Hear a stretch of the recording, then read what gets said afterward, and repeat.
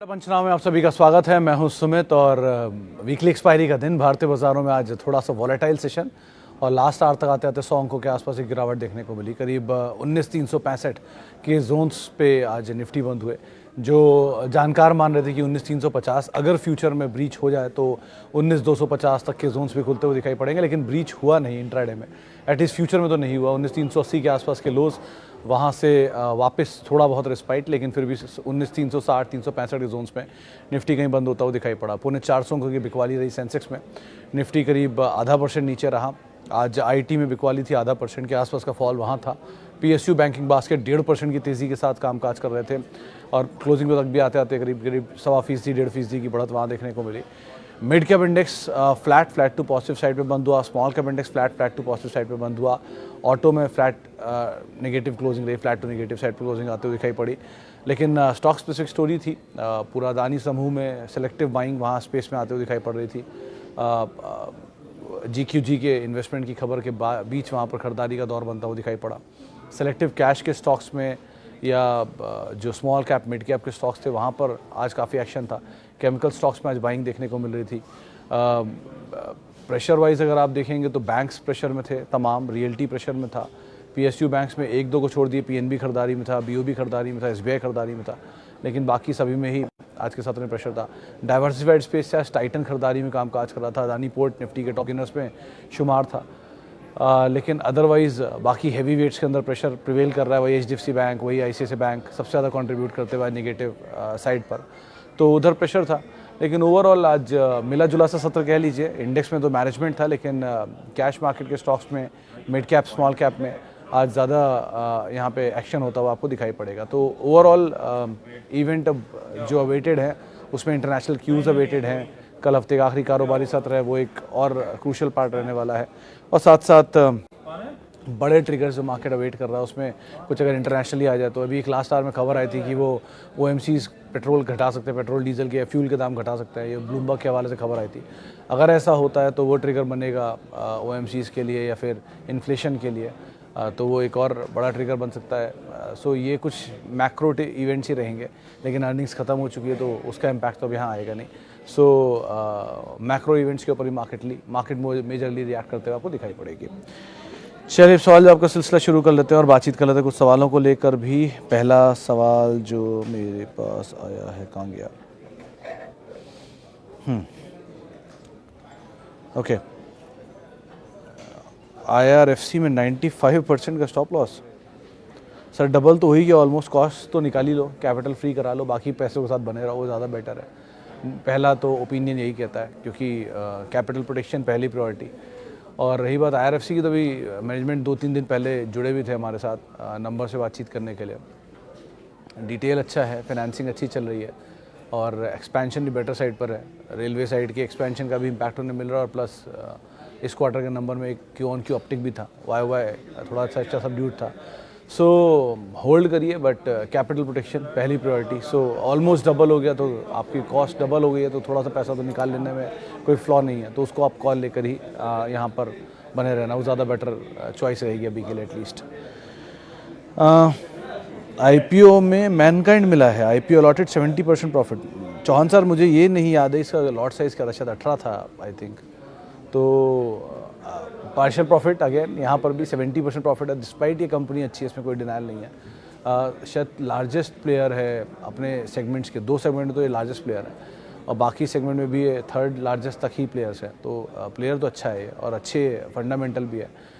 बस 2 ही फ्लॉ थे, एक तो वो OFS था इस बारी पूरा, कोई एग्जिट दिया था किसी इन्वेस्टर को, और दूसरा वैल्यूएशन में थोड़ा हायर साइड पर है और IPO की लिस्टिंग के बाद और महंगे साइड पर चला गया है। तो थोड़ा सा कूल ऑफ होना चाहिए गोइंग फॉरवर्ड।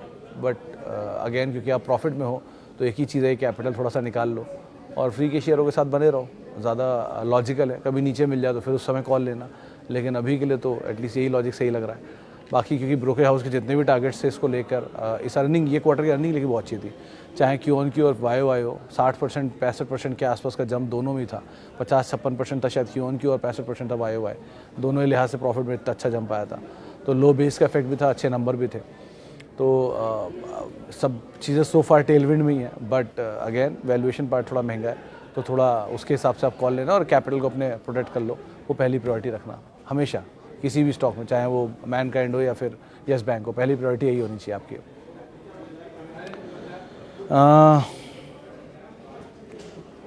वेदांता 170 शेयर 267 रुपये के दाम पर, और अदानी विल्मर 434 रुपये के दाम पर। तो झा साहब, वेदांता में तो मेरे ख्याल से आपको डिविडेंड ही बहुत मिल गया होगा अगर आप पुराने शेयर होल्डर हो तो। पिछली बारी 167 या 160 रुपीज़ के आसपास तो डिविडेंड ही आ चुका है एक साल में इनका, और उससे पहले वाले साल में भी इन्होंने 40-50 रुपये 70 रुपये डिविडेंड दिया था शायद। सो डिविडेंड पे ऑफ ही बहुत बड़े हैं, तो आपकी कॉस्ट ऑलरेडी काफ़ी नीचे होगी, तो उसको आप एक बारी क्रॉस चेक कर लो डिविडेंड एडजस्ट करने के बाद किस तरह की कॉस्ट बैठती है। बट कंसर्न मार्केट में जो व्यूज़ के हिसाब से हैं या ब्रोकरेज हाउसेस बोल रही हैं, वो तो यही बोल रहे हैं कि इतना बड़ा डिविडेंड पे ऑफ करने के बाद फिर प्रमोटर का ऑफलोडिंग स्टेक का, वो भी 4.5% इक्विटी का, वो भी डिस्काउंट पर, इतने बड़े 5% 4% डिस्काउंट दिया था उसके ऊपर। सो इस तरह के सेल ऑफ और सप्लाईज़ के बीच में थोड़ा प्रेशर में तो रहेगा स्टॉक, और मेटल साइकिल भी ऐसी कोई बुलिश साइकिल नहीं है अभी। बट अगेन दो कंपनी डाइवर्सिफाइड है ऑयल एंड गैस से लेके मेटल के तमाम टाइप्स में, सो बने रहने में बुराई नहीं है, क्योंकि आप डिविडेंड पे ऑफ अगर ले चुके हो तो आपकी कॉस्ट नीचे होगी, तो आप उसको उस हिसाब से कैलकुलेट कर लेना। रही बात अदानी विल्मर की, तो सर पॉजिटिव्स नेगेटिव्स दोनों रख देता हूँ आपके सामने। नेगेटिव पहला तो ये कि इसके नंबर ख़राब थे, इस बारी लॉस में आई है कंपनी, पहली बारी मैंने लॉस देखा है जब से लिस्ट हुई तब से लेकर अब तक। सो पहला फ्लॉ कि नंबर्स वीक हैं। दूसरा फ्लॉ कि आईपीओ के प्राइस से ये बड़ा तेज़ी दिखाने के बाद नीचे आया, तो बड़ी तेज़ी भी एक बार दिखा चुका है, नीचे आए बेटर साइड पे आप काउंट कर सकते हो। और थर्ड इज़ अगेन जो इश्यूज चलते हैं ग्रुप एंटिटीज़ के साथ। अच्छी चीज़ क्या है, प्रमोटर की जो कॉन कॉल थी उन्होंने बात मेंशन की है कि जो प्राइसेस पाम ऑयल के गिरे थे, जिसकी वजह से इनके नंबर्स थोड़े से वीक आए थे इस बारी। एफएमसीजी बिजनेस उनका बहुत अच्छा करके गया है, और शायद ऑल टाइम हाई पे उनके रेवेन्यूज़ एफएमसीजी के आए हैं। वीट स्पेस में, यानी कि ये जो इनका आटा बिजनेस है उसमें ये थर्ड नंबर पर हैं, सेकंड नंबर पर हैं। ऑयल में ये नंबर 1 है, फॉर्चून में, रिफाइंड ऑयल में। राइस में ये नंबर 3 है, जो इन्होंने मेंशन किया खुद अपनी पावर पॉइंट प्रेजेंटेशन में, आप देख भी सकते हो। और रही बात स्टॉप लॉसेस की, तो 360 350 एक स्टॉप लॉस जो रीसेंट लोस थे उनको आप फॉलो कर सकते हो, इफ़ इन केस आप करना चाहो तो बने रह सकते हो एटलीस्ट दोनों में ही। और वेदांता के केस में बस डिविडेंड को आप एक बार को चेक कर लेना कितना आपको ऑलरेडी मिल चुका है और कितना आप उस एडजस्टमेंट के बाद क्या प्राइस है, क्योंकि ये चीज़ कंसर्न है कि एक हिंदुस्तान जिंक का डिविडेंड आया वेदांता पे, वेदांता ने डिविडेंड दिया प्रमोटर को प्लस शेयर होल्डर्स को, और विद टाइम वो कैश फ्लोज ख़त्म हुए, हिंदुस्तान जिंक के कम हुए या ख़त्म हुए, वो ख़त्म हुए वेदांता पे, और वेदांता के ख़त्म हो गए आगे, और उसके बाद शुरू हो गया स्टेक्स सेल का सिलसिला। तो ये थोड़ा कंसर्न तो है ही, जब तक दोबारा कैश फ्लोज नहीं आते हिंदुस्तान जिंक में तब तक के लिए तो इसीलिए उस कंसर्न को आधार मान लीजिए और अकॉर्डिंगली आप कॉल लीजिएगा। लेकिन डिविडेंड एडजस्ट कर लीजिए, उसके बाद भी कॉस्ट निकालने के बाद ही आप सही फैसला ले पाएंगे। अच्छा, कुछ सवाल अब यूट्यूब के ज़रिए भी आए हुए हैं, उनको भी देख लेते हैं। Why Bajaj Finance share is declining despite the impressive Q1 result, can I enter Avenue Supermart, DMart, Max Health Care, Shree Cement and present price. Sir, Bajaj Finance के शेयर में गिरावट नहीं है, आप उसकी इंटेंसिटी ऑफ गेन को कम होता हुआ देख रहे हो। बेसिकली आप अगर हिस्टोरिकली चेक करोगे तो पिछले 16 साल में कोई एक कंपनी जिसने लगातार पॉजिटिव रिटर्न दिया है निफ्टी में, वो बजाज फाइनेंस है, और एवरेज है इसका 40% प्लस का। तो आप अंदाज़ा लगा लो कि किस तरह के एग्जॉर्बिटेंट गेन्स ने विद टाइम दिए हैं। तो ये वो गेन्स को कम कर रहा है, ये टूट नहीं रहा है, बस वो गेन, क्योंकि एक टाइम पे वो 90% थे, फिर वो घटते घटते 50s की रेंज में आए, फिर धीरे धीरे वो 40s की रेंज में आ गए, अब विद टाइम वो 20-25 की रेंज में कहीं आ जाएंगे, और फिर विद टाइम वो एडजस्ट होके एवरेज जो निफ्टी 50 कंपनी का रिटर्न होता है 15 से 20%, उसी बीच में आ जाएगा। So the intensity of gain अगर आप पुरानी हिस्ट्री में देखोगे, हर साल दर साल वो अब कम हो रहा है बजाज फाइनेंस में, इंस्टेड ऑफ आपको लग रहा है कि वो चल नहीं रहा है। तो ऐसा कुछ नहीं है, बजाज फाइनेंस अपनी हिस्ट्री में बहुत चला है और बहुत ज़्यादा चला है, तो बहुत ज़्यादा कोई भी चीज़ नहीं चल सकती कभी भी। तो गेन की इंटेंसिटी को विद टाइम स्लो कर रहा है, टाइम बेस्ड करेक्शन दिखा के, यानी एक जगह पर कई समय तक बिताने के बाद वो इंटेंसिटी ऑफ गेन अपने आप कम हो जाएगा। आप ऐसे समझ लो कि अगर सन 2020 में उसने 100% रिटर्न दिया, सन 2021 में 70 दिया, सन 2022 में 50 दिया, और सन 2023 में आते आते उसने 20 दिया, तो आपका एवरेज विद टाइम कम होता जा रहा है, क्योंकि टाइम बेस्ड करेक्शन उसके अंदर अब आ रही है। तो उसकी इंटेंसिटी ऑफ गेन तो है, लेकिन उस तरह की नहीं है जिस तरह की पहले थी। तो वो चीज़ इसके साथ हो रही है। रही बात डीमार्ट की, डीमार्ट देखिए भाव वाइज ठीक है, कंपनी वाइज भी ठीक है। दो ही फ्लॉ हैं। पहला, इक्विटी, मतलब एक अच्छी चीज़ भी इक्विटी कंट्रोल्ड है पूरी, वही फ्लॉ भी है कि इक्विटी कंट्रोल्ड है पूरी। तो डिविडेंड नहीं है, प्लस F&O में जाने के बड़ा प्रोबेबल कैंडिडेट है। F&O में जाते ही शॉर्टिंग पॉसिबल हो जाती है, जो कभी नहीं होती कैश के शेयरों में। इसलिए कैश के शेयरों में शॉर्टिंग पॉसिबल नहीं है। आज शॉर्ट किया, शाम को ही कवर करना है, लेकिन फ्यूचर के शेयर जैसे ही चलेगा वहाँ पे शॉर्टिंग आज भी करो, पूरे महीने उनको लो, या दूर की पूरे खरीदो, या दूर की कॉलें बेचो, तेज़ी को कैप कर दो, ये सब रहता है। बट फंडामेंटल वाइज कंपनी ठीक है, आप एंटर कर सकते हो। श्री सीमेंट करेक्शन के बाद ठीक मिल रहा है, इसको भी आप देख सकते हो, बस टिकट साइज़ बड़ा है। तो थोड़ा टिकट साइज़ बड़े में जाना ही चाह रहे हो अगर आप, तो अपार एक अच्छी कंपनी हो सकती है। आप नेस्ले को देख सकते हो, वो एक अच्छी कंपनी हो सकती है। डाइवर्सिफाई करना चाह रहे हो तो सीमेंट में अल्ट्राटेक इज़ द बेस्ट। तो अगर आपको सीमेंट में कुछ भी समझ में नहीं आता, अल्ट्राटेक इज़ द बेस्ट, कभी भी लेके रख लो, किसी फॉल में उसे ऐड करो, दैट इज़ द बेस्ट। इसलिए नहीं कि वो बड़ा प्लेयर है, इसलिए कि वो डोमिनेंट प्लेयर है और उसकी कैपेसिटी से दूर दूर तक कोई कैपेसिटी मैच नहीं कर सकती, और इक्विटी भी छोटी है, तो आराम से आप उसे देख भी सकते हो अदरवाइज़। ओके, सारे सवाल हो गए आई गेस उसके अंदर। आगे बढ़ते हैं और अगला सवाल ले लेते हैं बालाजी अमाइन। बालाजी अमाइन में तो रिजल्ट भी डिले हो रहे हैं, वही है ना? हाँ सर, इसमें अभी थोड़ा दूर रहो। इसमें दो इशू आ रहे हैं। पहला तो कंपनी के रिजल्ट्स डिले हुए थे, उन्होंने रीज़न दिया था वो बना नहीं पाए। दूसरी बार उन्होंने रीज़न दिया कि वो IPO में बिजी थे, इसलिए बना नहीं पाए। तो थोड़ा सा सिचुएशन ख़राब है यहाँ पर। अभी इसको अवॉइड करिए आप, जब तक इसकी अर्निंग नहीं आती, नंबर्स ना देख लें। पिछली बार भी इनके ऑडिटर ने इस्तीफा दिया था, कुछ इशू हुआ था। सो अभी के लिए इसको अवॉइड करिए एंड वेट एंड वॉच की सिचुएशन कैसे आगे बैठती है, उसके हिसाब से कॉल लीजिएगा।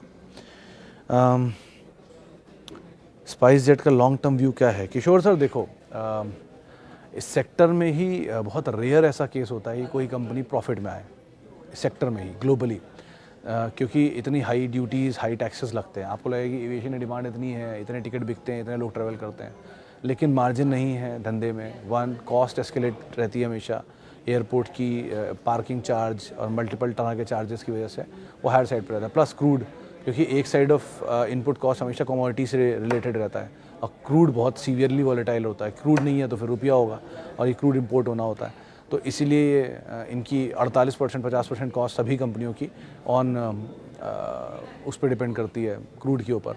प्लस बची हुई कॉस्ट जो होती है वो रेंटल कॉस्ट होती है, जिसे भी टार निकालते हैं, earning before interest, tax and amortisation and rentals. तो रेंटल पे ही इनके ज़्यादातर प्लेन्स होते हैं, तो जिसकी वजह से इनकी रेंटल कॉस्ट बीच बीच में प्रेशर बनाए रखती है इनके ऊपर। और क्योंकि प्लेन लेने के लिए लीज़ पर ये लोग डेट रेज करके उसे उठाते हैं, तो इंटरेस्ट कॉस्ट अलग इनके ऊपर होती है। तो ये सब में severely affected is SpiceJet so far.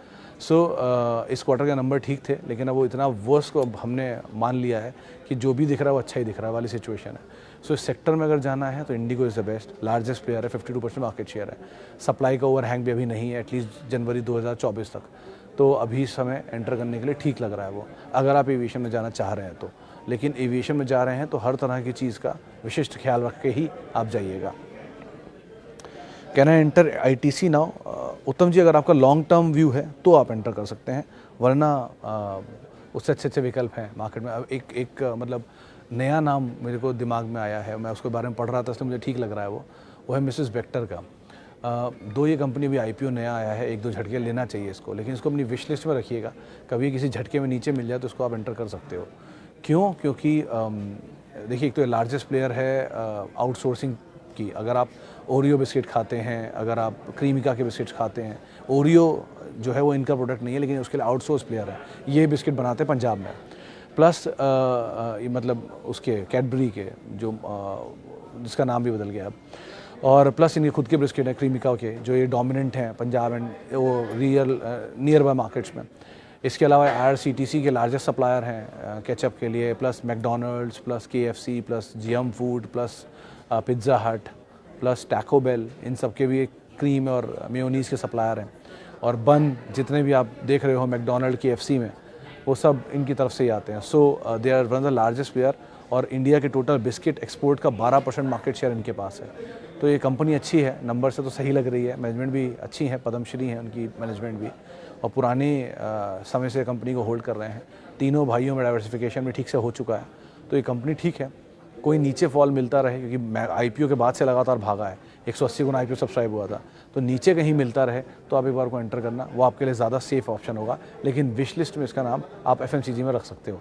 ITC is good to go, लेकिन जितना नीचे मिले उतना अच्छा, क्योंकि बड़ा तेज़ी दिखा चुका है तो बहुत समय तक ये अब रेंज बाउंड अगर रहे तो भी कोई दिक्कत होगी नहीं। दो ये कंपनी अच्छी है, इसमें कोई डिनाइल नहीं है। Okay, please let me know view on CMS info system and UPL। Subhash sir, UPL के इसमें आई तो थिंक इट्स अ बाय, मतलब मुझे ऐसा लगता है कि इसमें डाउन साइड रिस्क कम है। मैं हमेशा वही स्टॉक पहले ढूंढता हूँ जिनमें डाउन साइड रिस्क कम होता है, तो UPL में तो डाउन साइड रिस्क कम ही है। 52 वीक्स लो पर है, सेल्स आज भी मार्केट कैप से ऊपर है, और धंधा भी ठीक ही कर रहे हैं। प्रॉफिट कम आया भले एक बार ही, लेकिन प्रॉफिट तो है ही, लॉस तो है नहीं, सो गुड टू गो है, आप देख सकते हो। इसके अलावा अदानी ट्रांसमिशन पे Ritesh sir, I personally think is a long. आप अगर जाना चाह रहे हो अदानी समूह में, मुझे अब लग रहा है कि यहाँ पर आप एंटर कर सकते हो। आपको लगता होगा GQG एंटर किए जा रहा है, एक के बाद एक चीज़ें लिए जा रहा है, तो कुछ सोच के ले रहा होगा। 1 2 प्रमोटर बाय कर रहा है, सबसे इंटरेस्टिंग इस प्रमोटर बाय कर रहा है। प्रमोटर जहाँ बाय करे वो सबसे पहले एश्योरेंस होती है कि यू कैन गो फॉर। अब प्रमोटर क्यों बाय कर रहा है, कैसे कर रहा है, कितनी कैपेसिटी है, छोटा क्यों बड़ा क्यों नहीं, ये सब छोड़ दो। लेकिन अदानी इंटरप्राइज में प्रमोटर ने एंटर किया, और अदानी पोर्ट में रिसेंटली प्रमोटर ने बाय किया, और कल अदानी पावर में GQG ने बाय किया। तो अदानी पावर, अदानी पोर्ट, आज रिएक्शन देख ही लिया अदानी पोर्ट पे आपने, कितनी बढ़िया तेज़ी थी। तो अदानी पावर, अदानी ट्रांस, ये दोनों ऐसा लग रहा है कि जहाँ गुड टू गो है। और अदानी विल्मर भी अगर थोड़ा रिस्की बेट ले सकते हो तो वो भी ख़राब नहीं है, वहाँ पर भी एंटर किया जा सकता है। सो अदानी समूह में मुझे लग रहा है कि चीज़ें अब थोड़ी सेटल हैं। अगर आपके पास है तो आप बने रहो, और अगर आप नहीं है तो आप अदानी पोर्ट, अदानी पावर और अदानी पावर का 3800 करोड़ रुपये का EBITDA आया था इस बारी। 3800 करोड़ का EBITDA अगर आप 4 टाइम में कर दोगे तो 1600 करोड़, तो 16,000 करोड़ रुपये तो वैसे ही बैठता है। तो 16,000 करोड़ का EBITDA अगर कोई कंपनी करके दे रही तो ख़राब तो नहीं होगी ना, फंडामेंटली एटलीस्ट। 16,000 करोड़ का EBITDA इतना ईजिली नहीं होता सिस्टम में। सो अच्छी कंपनी है, आप देख सकते हो, टाइम लेगा मे बी, लेकिन it's a good company to go for. Accordingly आप यहाँ पर कॉल ले सकते हो इसके अंदर। इसके अलावा वापस लौटते हैं फेसबुक के सवालों पर। प्रकाश पाइप एंड मेघमानी ग्रुप, सिंह साहब दोनों ही, प्रकाश तो मतलब बहुत सिचुएशंस ख़राब थी एक टाइम तो इन दोनों की, अब पता नहीं, मैंने बहुत टाइम बाद ही इनके नाम सुने। इनफैक्ट मेघमानी ऑर्गेनिक्स की अगर आप बात कर रहे हो तो वहाँ तो उससे अच्छा तो आप जुबिलेंट इंग्रेविया में चले जाते, या अभी भी चले जाओ, कोई ऐसा हार्म नहीं हुआ वहाँ पर। वहाँ केमिकल के और अच्छे अच्छे नाम हैं, लेकिन अवॉइड ही करिए सर दोनों। मतलब मैं बहुत ज़्यादा इनके नंबर्स को बहुत अब ट्रैक करता नहीं हूँ, पहले बहुत देखता था, लेकिन बहुत टाइम तक इन्होंने परेशान किया, इसलिए इनको अवॉइड करता हूँ। प्रकाश पाइप तो पहले बहुत फेमस था, वो झुंझुनवाला साहब ने स्टेक भी लिया था एक बार शायद इसमें कई साल पहले, लेकिन उसके बाद फिर ये आउट ऑफ बज़ हो गया, तो मैं इसको अवॉइड ही करता हूँ। पाइप में नंबर अच्छे आए थे, अगर आप देखना चाह रहे हो तो उसके नंबर थे अच्छे थे, वीनस के नंबर ठीक थे, वीनस नहीं, वो जो नई के भी पाइप की कंपनी आई है उसके नंबर इस क्वार्टर के। और astral is one of the finest company, अगर नीचे मिल जाए तो वो भी एक अच्छी कंपनी हो सकती है, बस भागा बहुत है, वो बात अलग है। 18,400% भाग चुका है 15 साल में, ये कल ही मैंने पढ़ा इसलिए याद है मुझे। सो छोटी कंपनियाँ हैं तो थोड़ा संभल के रहिएगा, बाज़ार थोड़ा हाई है, थोड़ा गर्म ज़्यादा है, तो थोड़ा कूल ऑफ हुआ तो चीज़ें ख़राब हो सकती हैं, तो अवॉइड करिए। नीचे कहीं मिल जाए तो अच्छे अच्छे नाम हैं अभी बाज़ार में, लार्ज कैप नोन नाम ऐसे हैं, या मिड कैप नोन नाम ऐसे हैं जहाँ पर आप एंटर कर सकते हो, अच्छी चीज़ें दिख रही हैं वहाँ पे। आज वो अपार इंडस्ट्री को मैं देख रहा था, 10% ऊपर आ गया, 5,000 रुपये छूने वाला है। 2,400 रुपये से बात हो रही है इसी प्लेटफॉर्म पे, आज 5,000 रुपये आ गया। सो इवन इन ग्रेविया 6% चला हुआ था। तो इस टाइप की कुछ नोन कंपनियों के साथ रही है, एटलीस्ट बिजनेस संभले रहेंगे। मल्टीबैगर की तलाश अच्छी होती है, लेकिन मिल जाता है ईजिली, लार्ज कैप में भी कई बार multibagger. So you just have to see कौन सा सही कॉल है, हर बॉल खेलना ज़रूरी नहीं होता। Jubilant Food and Westlife, which one is better for long term? I have Jubilant is better Nick sir. Westlife, देखिए वेस्ट लाइफ के केस में इनका दूसरा पीयर है हार्ड कैसल, जो लिस्टेड नहीं है यहाँ पे, क्योंकि वेस्ट लाइफ फूड्स नहीं, हार्ड कैसल ही इनका है शायद, और एक नॉर्थ में है, तो दो कंपनियां, मैं नाम मिस कर रहा हूँ, शायद वो हार्ड कैसल है या दूसरी है, एनीवेज। लेकिन वेस्ट लाइफ के पास वेस्टर्न जोन है और कर्नाटक के जोन से, साउथ के जोन से, और नॉर्थ और ईस्ट है दूसरे वाले प्लेयर के पास, जो कि हेड करते हैं, जो इंडिया में लेकर आए थे मैकडॉनल्ड पहली बारी। वो बाद में विक्रम साहब अलग होगा और दूसरी कंपनी बन गई, उनका नाम मैं मिस कर रहा हूँ। सो एनीवेज, लेकिन ये कंपनी हार्ड कैसल भी ख़राब नहीं है, वेस्टलाइफ भी ख़राब नहीं है, सेल बहुत ज़बरदस्त है, बट टिकट साइज़ छोटा मार्जिन के कंपैरिजन में, और दे आर फर्म। लेकिन आप दोनों की स्टोरी को प्ले करना चाह रहे हो तो मिसेस बेक्टर इज़ बेटर, ये दोनों के सप्लायर है वो। सो आप अगर इसी को प्ले करना है तो जुबिलेंट, क्योंकि भाव वाइज ठीक है, ग्रुप वाइज ठीक है, टूट चुका है ऊपर से काफ़ी, और दूसरी तरफ अगर आप लेना चाह रहे हो तो Mrs Bector is again a good bet. लेकिन अगर आपके पास वेस्ट लाइफ भी है तो कोई बुराई नहीं है, बस यही है कि थोड़ा सबड्यूड है अभी, उसके हिसाब से आप कॉल लेना। इन दोनों में ज़्यादा पोजीशनिंग बेटर साइड पर अभी जुबिलेंट की है, हायर लेवल से टूटने की वजह से, और ये ग्रुप भी अभी चला नहीं, तो अगर ग्रुप चलता है तो अकॉर्डिंगली यहाँ पर अच्छा मूव आता हुआ दिखाई पड़ेगा। वैसे भी आज थोड़ा सा स्टीम आना शुरू हो गया ग्रुप में। Best PSU stock for investment SBI, अगर आप PSU में कुछ ढूंढ रहे हो बैंक्स में, और अदरवाइज़ तो सर PSU में हमेशा OFS ही रहेगा। सो फार IRCTC दिख रहा है जो चलना चाहिए, LIC दिख रहा है चलना चाहिए, क्योंकि पूरा PSU चल चुका है और ये दोनों चले नहीं हैं, तो हो सकता है यहाँ पर माल एक्यूमुलेट हो और उसके बाद चलना शुरू हो। बहुत समय से एक ही रेंज में है, कंपनियाँ ये भी ख़राब नहीं है, बट समय ख़राब था इनका, और IRCTC बढ़िया तेज़ी दिखा चुका है, तो इसलिए वो बड़ा साइडवेज चल रहा है, कंसोलिडेशन कर रहा है। LIC ने वो भी नहीं दिखाया, तो LIC तो शायद और ज़्यादा प्रोबेबल कैंडिडेट हो सकता है। तो keep an eye on LIC and IRCTC for medium to long term at least. लेकिन SBI इज़ द बेस्ट अगर आप PSU में कुछ ढूंढ रहे हो तो, क्योंकि उसी कार्यशैली में बदलाव आया है, तो चीज़ें वहाँ बेटर हुई है काफ़ी हद तक, और उसकी सब्सिडरी भी अच्छा परफॉर्म कर रही हैं, तो उनके नंबर्स भी रिफ्लेक्ट हो रहे हैं। So SBI could be a better bet comparatively. बाकी PSU में हमेशा ओवरहैंग वही रहेगा कि ऊपर के लेवल पे माल छूटेगा। इसी के साथ ही आप फ़िलहाल मार्केट पंचनामा को समेटेंगे, एक ब्रेक का वक्त है, और आप मेरे साथ जुड़ सकते हैं @सुमित रिसर्च मेरा ट्विटर हैंडल है, थ्रेड हैंडल है, यूट्यूब हैंडल है, सारे हैंडल्स हैं। और किसी भी निवेश से पहले अपने वित्तीय सलाहकार की राय ज़रूर ले लें, और अगर आप सवाल पूछना चाहते हैं तो आप CNBC आवाज़ के यूट्यूब और फेसबुक पेज पर रोज़ 3:30 बजे मार्केट के बाद सवाल पूछ सकते हैं। नमस्कार।